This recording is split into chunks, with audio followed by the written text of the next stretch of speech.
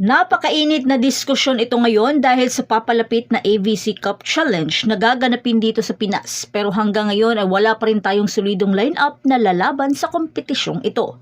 At ipinagkatiwala pa ng Philippine National Volleyball Federation o PNVF sa Premier Volleyball League o PVL ang mahalagang tungkulin sa pagpili, pagsasanay at pamamahala sa women's national team para sa international na kompetisyon na ito. Ano sa palagay mo ang magiging resulta ng ganitong estilo ng pagpili ng mga manlalaro? Pero bago pa man ang lahat, kung hindi ka pa nakapag-subscribe, please like and subscribe at subscribe na rin sa bell button para lagi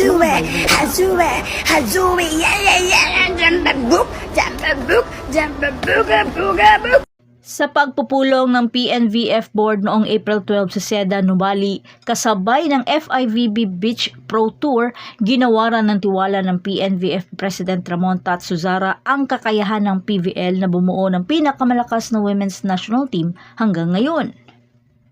At mahalagang tandaan na dalawang pangunahing personalidad sa PNVF Board, Vice President Ricky Palou at National Team Commission Head Tony Boy Liao ay mga liderato rin sa Sports Vision, ang organisasyon na namamahala sa PVL.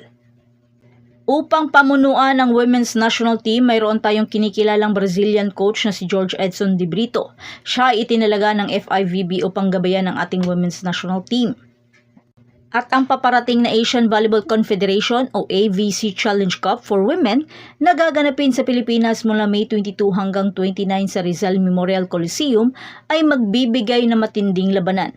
Makakalaban ng ating kupunan ang malalakas na mga team sa ibang bansa mula sa Kazakhstan, Iran, Chinese Taipei, Vietnam, Australia, Hong Kong, Singapore, Indonesia at India. Pero hindi lang doon nagtatapos. Nabuo rin ng PNVF ang isang estratehikong partnership kasama ang Signal TV ng MVP Group na magiging opisyal na partner para sa men's national team. Ang pagkakasunduan na ito ay naglalatag ng daan para sa pagsali ng Pilipinas sa prestihiyosong 32-team FIVB Men's World Championship 2025 at alam nyo ba, ang Pilipinas ang magiging host ng napakahalagang kaganapan na ito sa Setyembre sa susunod na taon. Pero ngayong AVC Cup Challenge for Women ngayong Mayo, maliit na lang ang panahon para sa training at pagkakaroon ng koneksyon sa bawat isa. At di rin nga napigilan ni Coach Taka Minowa ang Japanese head coach ng Nextled Chameleon na mapakomento sa kanyang IG stories. Dahil ilang araw na lang ay AVC na at wala pang nabubuong lineup ang PNVF at inaasa na lamang ito sa PVL. Ano sa tingin nyo ang ganitong pamamaraan ng paghulma sa ating national team? At sa tingin ko, baka gagawin na rin nila yung nakaraang estilo na kung sino yung magcha-champion sa PVL All-Filipino Conference ngayon ay sila na rin ang sasabak sa AVC Cup, katulad ng ginawa ng Creamline noon.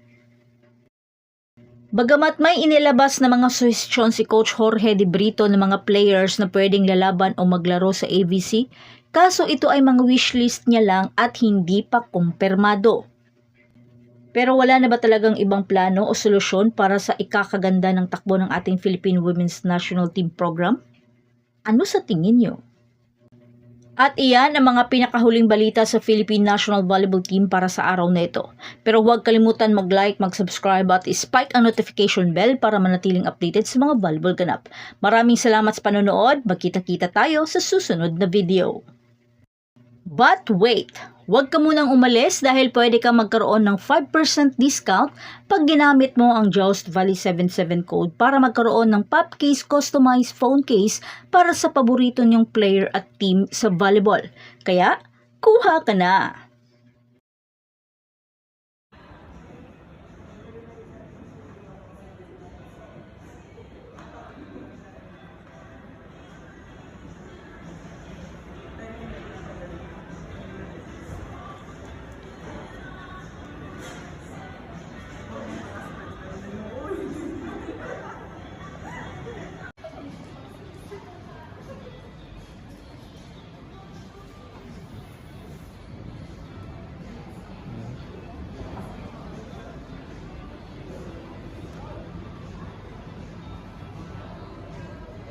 So ma'am, ito po yung offer namin. Napakaganda po ng condo ko.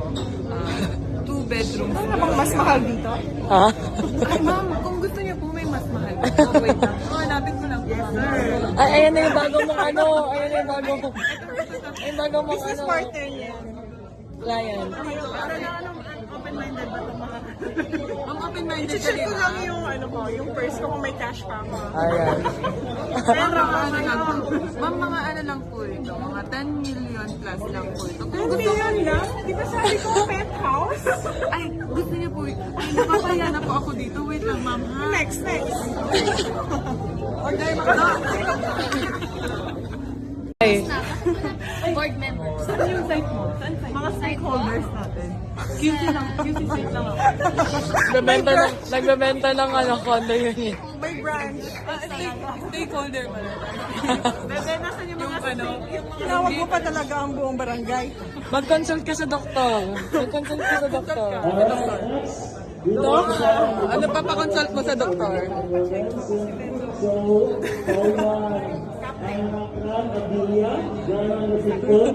Ay, ganun yung mga formal ng ating bisita. Pinakausap. Attorney. Kausap niya si attorney. Wait lang, sino ito? Ano bodyguard? Assistant. Assistant mo? I recently checked my schedule for the day. Here. Sa paper. You should be holding that. Pa-consult ka na sa doktor. Pa-consult ka sa doktor. Pa-consult ka sa doktor. Malala ka na. Wala pang masabi. Uy! Sorry. May umano sa bako. Aray ko, bakit?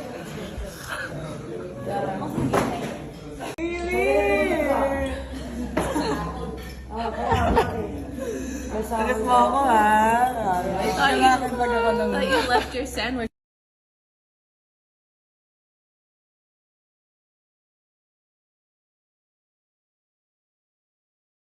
Pilipinas, para sa bayan!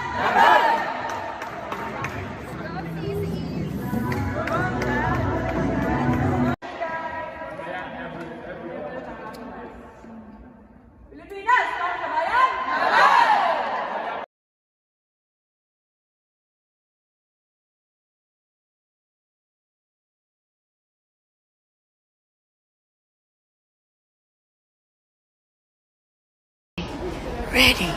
Ready, 1, 2, 3.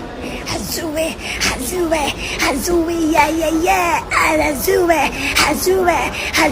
yeah. Jump a book, booga, booga, booga.